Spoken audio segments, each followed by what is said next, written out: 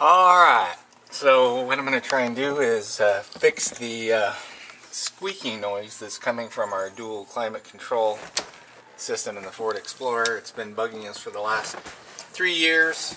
We've had the Explorer into the shop a couple of times. I can't seem to figure it out. Kind of have it located in this box here. And I think I might have the problem solved.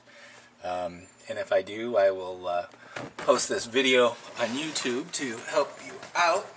The first thing you need to do is take the third row seat out. And then, oh by golly, looks like my son's iPod that I found. He probably hasn't found this for a few weeks.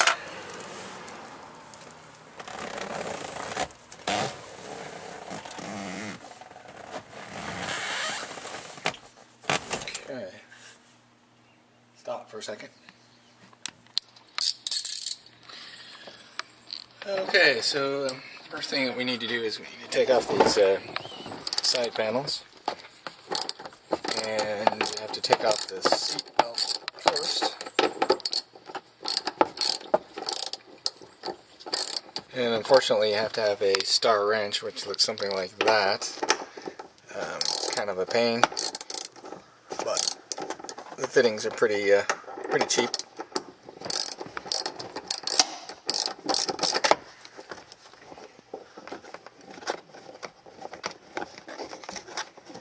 So I just want to let you know that I don't work at a mechanic shop, and I don't have the best of tools, so hopefully if I can do this with tools that I have, that you can do it as well. Okay, so the next thing we need to do is we need to figure out how to pull that off. It looks like we have another seat belt that's anchored to the frame here. So we'll take that off as well.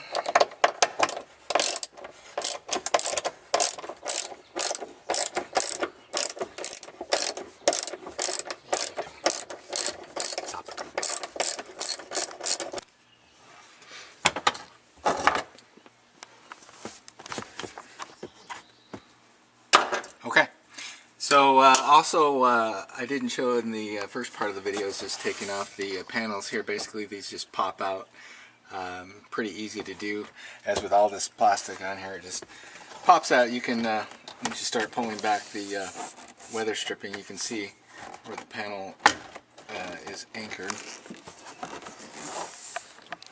So this is all pretty easy to do. But it looks like the floor panel was anchored first, so you gotta take that off first, and then you can take the other pieces apart.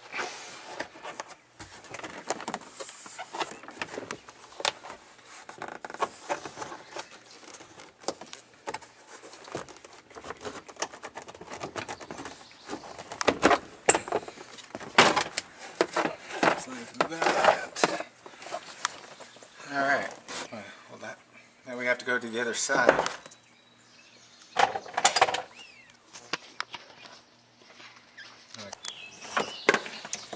Okay, then you need to take off the this little thing here.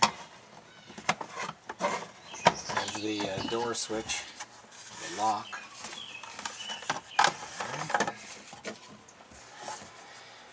And then we need to take off this panel here. And it looks like this is just another one of these panels that have any screws in it, but it should be able to just pop off here. Okay.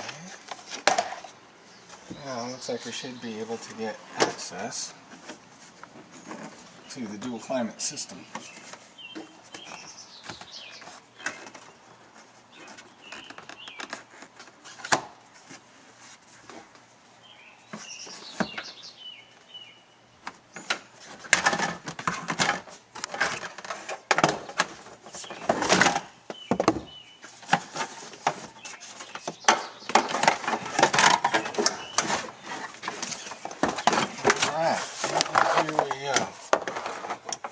So, this looks a little bit of a rat's nest here.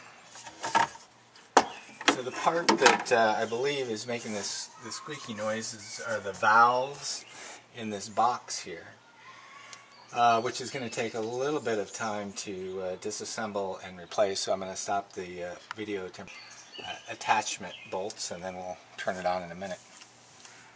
First thing I'm going to do is start taking off the wire harnesses at the top.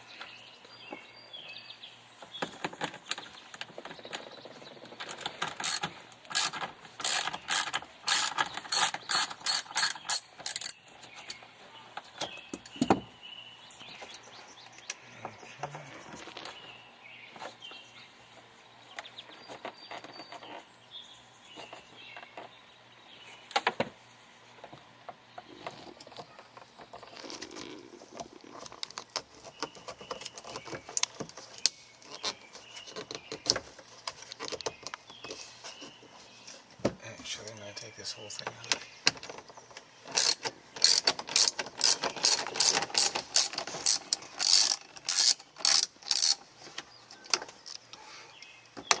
So when we took this to the Ford store, the Ford dealer, they actually wanted about $800 to fix it.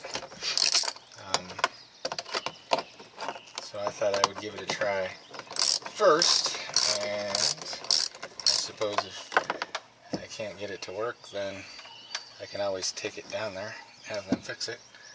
But I thought at least try and save myself a little bit of money. So this looks like the climate control thermostat. This is the air. Okay, it's fine. I'm going to stop it for a second. Okay. And then I'll just continue disassembling this, taking off the fan assembly. So this is both the fan and the motor, but I don't need to disassemble the motor. At least I shouldn't have to. It should just all drop fit in the new housing. And thank goodness these screws are all the same. So that's good. Okay, you can stop it. Okay, so the next thing I'm going to do is start taking apart or disattaching the housing from the frame. And then after that, start taking off the evaporator portion. So rather than film me unscrewing the module, I think we can shut it off and I'll unscrew the rest of these bolts and we'll start the film again. Okay, so to take the this whole housing off, there are 3 bolts. There's one here, and there's one up here, and then they put another one right in here in this area. Unfortunately, that's you got to have a deep 10mm socket to take that out. Okay, back at it. Unfortunately, I had to take the car down to the Ford dealership. I probably could have taken it to an HVAC expert to take this particular fitting off. Unfortunately, I didn't have a tool to do that, so they charged me $60 to do that and to recover all of the Freon or whatever refrigerant is in the system. Okay, well, now that I have the module off, I'm speculating that if the problem is solved, I think that actually the problem could be right here, where if you look at the middle seam, it's all cracked and there's a ton of air that's blowing through this whole module, and I think what's going on is that the air is escaping through the crack and it's creating a whistle sound depending on where the louvers are. So that's my hypothesis. So let's see if we actually solve the problem. Okay, well, I have the climate control system reinstalled. Just got back from the Ford dealership, and they recharged the system. The total cost for doing this was $170 for the module, plus $200 to have the Ford dealership recharge the system. Oh, just another comment. Ford originally wanted about $800 to do this job, and that included the parts and labor. So really, by doing it myself, I saved about $500. You know, that being said, I don't recommend this to anybody that's not really mechanically inclined. I'm not a car mechanic, but I think I'm fairly mechanically inclined. So, you know, it took me a couple of hours to do. Could be intimidating to most people, but it wasn't too bad for me. So I'll post this on YouTube if I've actually solved the whistling problem. So hopefully I've been able to solve it, and hopefully you guys will be able to solve it as well. Oh, hey guys, I've had this HVAC assembly in my car for the new one anyways, running for about a week now. I've taken a couple of road trips and whatnot, and this it seems to have solved the problem. There's no more whooping sound or siren sound. So yeah, I think if you replace this, you'll be in good shape.